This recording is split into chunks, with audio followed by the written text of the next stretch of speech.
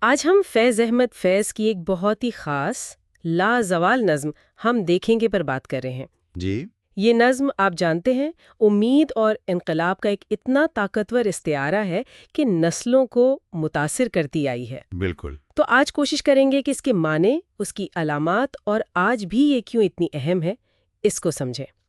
تو آئیے شروع کرتے ہیں۔ نظم کا آغاز ہی دیکھیں، کتنا پختہ یقین ہے۔ ہم دیکھیں گے، لازماً دیکھیں گے، ہم بھی دیکھیں گے۔ جی ہاں۔ یہ صرف کوئی خواہش نہیں لگتی ہے نا، ہاں، یہ تو ایک اعلان ہے، ایک وعدے کا۔ وہ وعدہ جو لوح ازل میں لکھا ہے۔ بالکل۔ اور یہ لوح ازل کا جو حوالہ ہے نا، یہ بہت اہم ہے۔ یہ اسے صرف ایک سیاسی نعرے سے بہت آگے لے جاتا ہے۔ صحیح۔ یہ اسے تقدیر کا پہلے سے طے شدہ ایک حتمی چیز بنا دیتا ہے، یعنی یہ تبدیلی تو آنی ہی آنی ہے، یہ ایک کائناتی منصوبے کا حصہ ہے۔ اس سے آپ دیکھیں ایک خاص قسم کی روحانی اور تاریخی گہرائی پیدا ہوتی ہے۔ واہ، یعنی یہ بہت وزنی بات ہو گئی کہ تبدیلی صرف ممکن نہیں، وہ تو مقدر ہے۔ ہاں اچھا، اور پھر جس طرح فیض ظلم کے خاتمے کی منظر کشی کرتے ہیں، جی، وہ بھی کمال ہے۔ جب ظلم و ستم کے کوہ گراں روئی کی طرح اڑ جائیں گے، آہا، یعنی اتنے بڑے بڑے پہاڑ جیسے مظالم وہ بس روئی کے گالے بل جائیں گے۔ یہ منظر کشی ہی کمال کی ہے۔ یہ دکھاتی ہے کہ جبر کتنا ہی بڑا کیوں نہ لگے، وہ پائیدار نہیں ہے۔ صحیح۔ اور پھر اس کے فوراً بعد وہ جو کیفیت ہے، محکوموں کے قدموں تلے زمین کا دھڑکنا۔ ہاں، ہم محکوموں کے پاؤں تلے یہ دھرتی دھڑ دھڑ دھڑکے گی۔ جی، اور دوسری طرف اہل حکم کے سر اوپر جب بجلی کڑکڑ کڑکے گی۔ تو یہ صرف کوئی سیاسی اتھل پتھل نہیں ہے، یہ تو جیسے فطرت خود انصاف کر رہی ہے یا کوئی الہی انصاف ہو رہا ہے۔ اچھا، یہ کائنات کی سطح پر طاقت کا پورا توازن وہ بدل رہا ہے۔ یعنی بہت بڑی ایک بنیادی تبدیلی کی بات ہے۔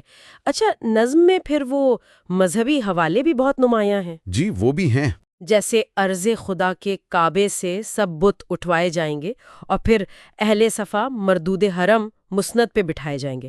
ان کا کیا مطلب لیا جائے؟ دیکھیں، یہ علامات بہت گہری ہیں۔ بتوں کا اٹھوایا جانا یہ صرف وہ پتھر کے بت نہیں ہیں۔ اچھا، یہ طاقت کے جھوٹے خدا یعنی ظالم حکمران، ظالم نظام، ان کے خاتمے کی طرف اشارہ ہے۔ ٹھیک۔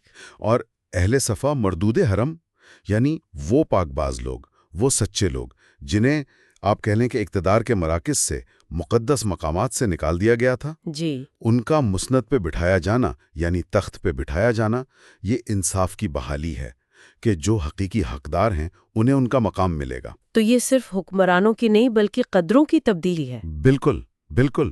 اور اسی تسلسل میں پھر وہ آتا نا، سب تاج اچھالے جائیں گے، سب تخت گرائے جائیں گے۔ یہ تو بہت واضح ہے۔ شاہی، آمریت، ہر قسم کی موروثی یا غاصبانہ طاقت، اس کے تمام نشانات کا خاتمہ۔ یعنی پرانے نظام کو جڑ سے اکھاڑ پھینکنے کی بات۔ جی ہاں، یہ ایک مکمل آپ کہیں تو انقلاب کا نقشہ ہے۔ پھر نظم ایک اور بہت ہی دلچسپ سمت جاتی ہے۔ بس نام رہے گا اللہ کا، جو غائب بھی ہے، حاضر بھی، جو منظر بھی ہے، ناظر بھی۔ اور اس کے فوراً بعد اٹھے گا انا الحق کا نعرہ، جو میں بھی ہوں اور تم بھی ہو۔ یہ انا الحق والا حصہ یہ ہمیشہ مجھے بہت متوجہ کرتا ہے۔ انا الحق یعنی میں ہی سچ ہوں۔ یہ تاریخی طور پر تو منصور حلاج سے منسوب ہے۔ جی ہاں، اور اس کے بہت گہرے صوفیانہ معنی ہیں، وحدت الوجود کا تصور، خالق اور مخلوق کی وحدت۔ لیکن فیض یہاں میرا خیال ہے اس نعرے کو ایک نیا، ایک اجتماعی رنگ دے رہے ہیں۔ اچھا، کس طرح؟ وہ اسے عوام کی طاقت، عوام کی سچائی سے جوڑ رہے ہیں۔ وہ جو آگے کہتے ہیں نا، جو میں بھی ہوں اور تم بھی ہو، ہاں، تو یہ میں اب صرف ایک صوفی کا ذاتی تجربہ نہیں رہا۔ اچھا، یہ میں اور تم یعنی ہم سب عوام، خلق خدا، جب عوام بیدار ہوتے ہیں، اپنے حق کے لیے کھڑے ہوتے ہیں، تو ان کی آواز میں، ان کے عمل میں وہی سچائی گونجتی ہے۔ تو آپ کہہ رہے ہیں کہ وہ انفرادی روحانی تجربے کو اجتماعی عوامی شعور سے ملا رہے ہیں؟ جی، میرا خیال تو یہی ہے کہ عوام ہی اصل طاقت ہیں، اصل سچائی کا مظہر ہیں، اور آخر کار حکمرانی خلق خدا کی ہوگی۔ یہ خلق خدا کی تشریح پھر بہت اہم ہو جاتی ہے۔ کون ہے یہ خلق خدا؟ کیا تمام عوام یا کوئی مخصوص طبقہ؟ دیکھیں، فیض کے نظریات کو اگر سامنے رکھیں تو عام طور پر خلق خدا سے مراد وہی دبے کچلے محنت کش عوام لیے جاتے ہیں، اچھا، جنہیں صدیوں سے ان کے حق سے محروم رکھا گیا ہے۔ تو نظم دراصل انہی کی حتمی فتح کا اعلان ہے۔ تو خلاصہ یہ ہوا کہ نظم کا اختتام بھی وہیں ہوتا ہے جہاں سے شروع ہوئی تھی، اسی یقین پہ کہ ہم دیکھیں گے۔ بالکل، یہ تبدیلی ناگزیر ہے۔ جی ہاں، بنیادی پیغام یہی ہے کہ ظلم کتنا ہی طاقتور کیوں نہ ہو، امید قائم رہنی چاہیے۔ مظلوم آخرکار جیتیں گے اور ایک نیا، ایک عادلانہ نظام آئے گا، جہاں عوام کی حکمرانی ہوگی۔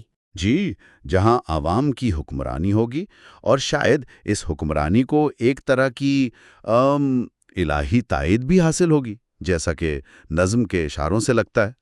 یہ صرف ایک احتجاجی چیخ نہیں، یہ مستقبل کی تعمیر کا ایک پختہ یقین ہے۔ آخر میں بس ایک سوال ذہن میں آتا ہے، جس پر شاید سامعین بھی سوچیں، کہ نظم تو ایک طرح سے طے شدہ مقدر مستقبل کی بات کرتی لگتی ہے، لوح ازل کا لکھا۔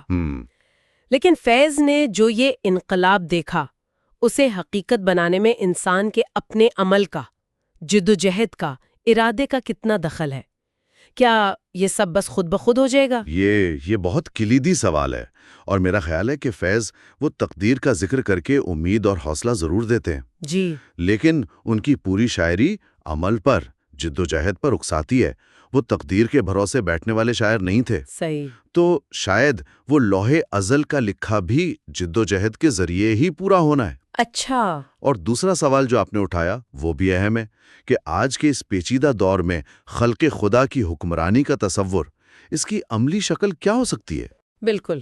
یہ وہ سوالات ہیں جن پر میرے خیال میں غور و فکر جاری رہنا چاہیے۔ جی ہاں، ہم دیکھیں گے نہ صرف خوابوں کو بلکہ حقائق کو۔ ہم لڑیں گے قانون کے دائرے میں رہ کر، شعور کے ساتھ، اتحاد کے ساتھ۔ ہم دیکھیں گے کہ کیسے وقف امینڈمنٹ ایکٹ سے ہماری عبادت گاہوں پر سوال اٹھائے گئے۔ ہم دیکھیں گے کہ NRC اور CAA نے ہمیں غیر بنا دیا، لو جہاد جیسے جھوٹے پروپیگنڈے سے ہمیں نشانہ بنایا گیا، اقلیتی اسکیمیں صرف کاغذوں میں رہ گئیں، اردو زبان کو نظر انداز کیا گیا۔ ہم نے دیکھا کہ نام پوچھ کر سرکاری دفاتر میں رکاوٹ ڈالی گئی۔ ہم نے موب لنچنگ کا درد جھیلا، سفر میں پردہ دار خواتین کو لباس پر تنگ کیا گیا، ہمیں دوسرے درجے کا شہری بنانے کی کوشش ہوئی، ہم پر بلڈوزر چلائے گئے، لیکن ہم خاموش نہیں رہیں گے۔ یہ تحریک ہے، صرف نظم نہیں، یہ فیض احمد فیض کا خواب ہے جو اب ہماری زبان ہے۔ اب مکمل تفصیل پڑھنے کے لیے PDF فائل ڈاؤن لوڈ کریں۔ ہم دیکھیں گے کا مکمل تجزیہ، سوالات اور ہمارا مشن، سب کچھ ایک جگہ۔